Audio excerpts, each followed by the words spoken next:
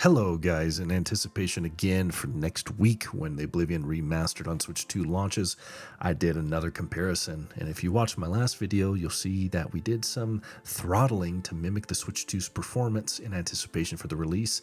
I did it again, but this time we're diving into more specific scenes that you all know and love from Oblivion. Before we dive in, I wanted to do a quick shout out to the 10 to 12 of you from Finland that watched my last video. Did you know that Finland has a word, it means drinking at home in your underwear with zero plans to go out. So I respect the commitment. So if you're in your undies right now, hit like and subscribe so we could dive into this comparison video so we too can explore familiar scenes in Oblivion and compare that to how it could look on the Switch coming out next week. So diving in, here we are at Weynon Priory. On the Switch 2 version, you could see that clearly the frames are at 30 compared to PC, which is a crisp 120 plus. There's more detail in the foliage. You see butterflies flying around, which I didn't really see again in the Switch 2 version. We'll see if that's the case and if that holds. Level detail in the distance from the cathedral in the distance, and the foliage is different, but again, it's all present there on the console. So if we could squeeze out a little bit more performance upon launch, we're in a good spot. Going into the Weynon Priory, we get to see some interesting things. Upon the stairs, we immediately see that the indoor lighting is different, how it reflects across the stairs, the character models, etc. But it's really not a deal breaker at the end of the day. Talking to Jauffre, though, you get to start seeing the differences. On PC, his skin looks smoother, whereas on the Switch 2 version, it's a little bit painted on. His teeth lose a little bit of detail. You can see softer edges around the hair and ears, and his clothing as well on the PC version.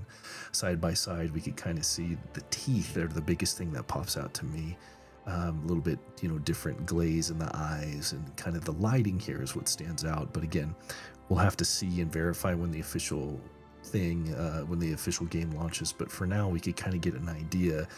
Mimicking the power of the chipset, and that chip in the Switch 2 is very capable with DLSS, but we wanted to kind of get close to it. Again, this section is frolicking in the forest in Oblivion, and you could see that again the foliage popping in is a night and day difference.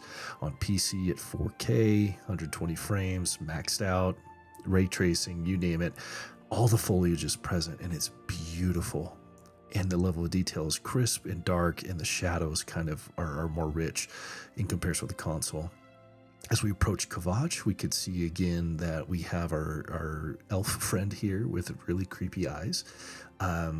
Again, the models, like in my last video, I think they did a good job, and I'm really looking forward to how they look on the console and handheld.